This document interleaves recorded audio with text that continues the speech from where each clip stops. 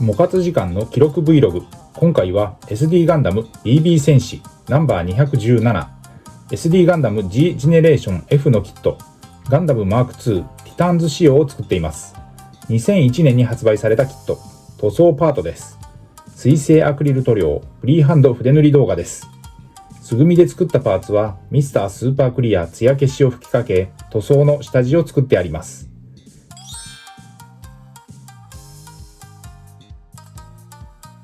塗装の様子をハイライトで使用したカラーごとに見ていきます。まずは下地塗装です。色分けする箇所にモデルカラーのホワイトグレーを水で溶いて薄く塗っていきました。マットな塗膜を作り、色分け箇所の目印にもなるので、その後の塗装が効率よくなります。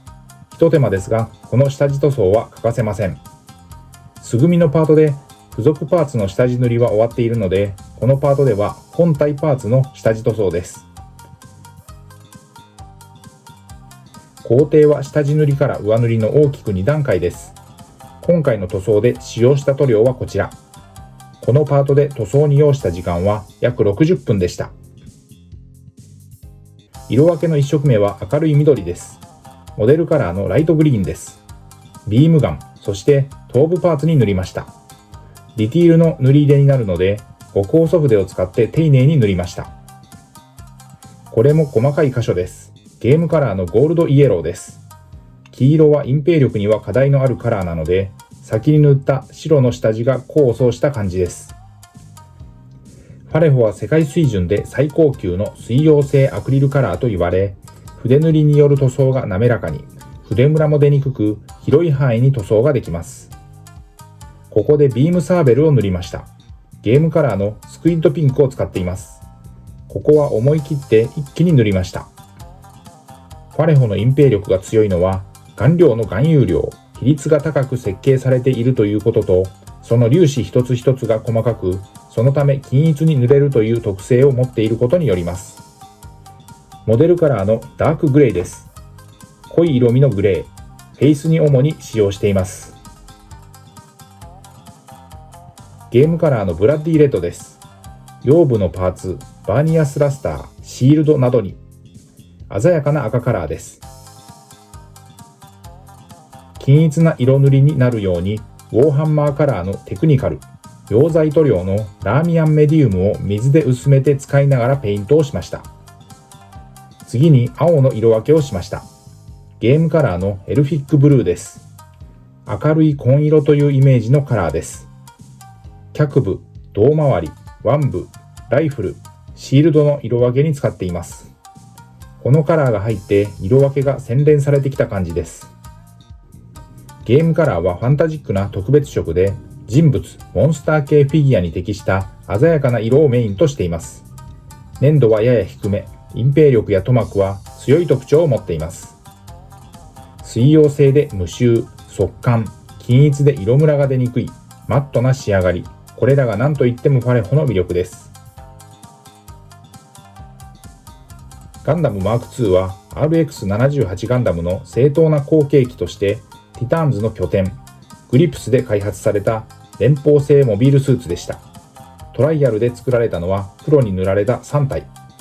黒いガンダム。1号機から3号機のナンバリングはこのキットでもシールで再現できるようになっています。装甲材質などの問題点から量産が中止されますが、第2世代モビールスーツの先駆けとなるムーバブルフレームの採用で高い運動性を発揮します。試作機はその後レウーゴにダッシュされ、結果的にゼータガンダムの開発に貢献することになります。濃い青です。モデルカラーのインファントリーブルーです。これは成形カラーに近い濃い紺色です。どちらかというと、これまでのカラーのはみ出し箇所を中心に補色的に使いました。モデルカラーはファレホの筆塗りのスタンダードです。色数も多彩で様々なジャンルの模型、プラモデル、フィギュア塗装に応用できます。仕上げ工程です。フェイスの墨入れにマービー4ドローイングのブラック 0.03mm 極細ペンを使いました。塗料は水性アクリルのウォーハンマーカラーとファレホを併用。オール筆塗りで色付けをしていきました。使用した筆は基本は模型塗装用の面相筆。面積の広い箇所は平筆ハケを使って時短させ効率よく塗装しました。塗装後のパーツは水性トップコート、艶消しを吹きかけて乾燥させて完成。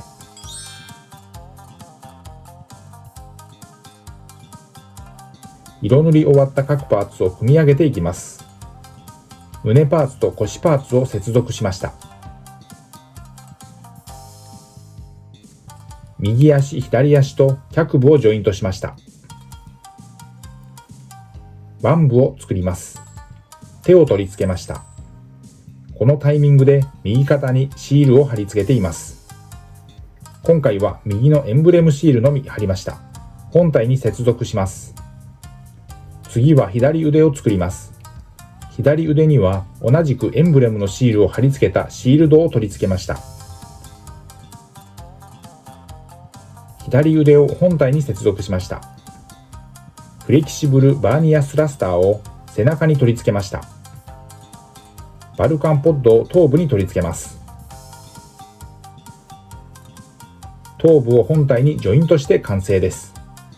フロントビューからリアビューまで。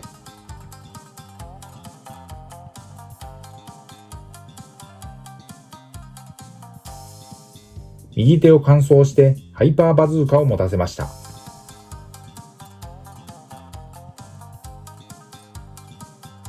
さらにビームライフルの右手に乾燥した形態です。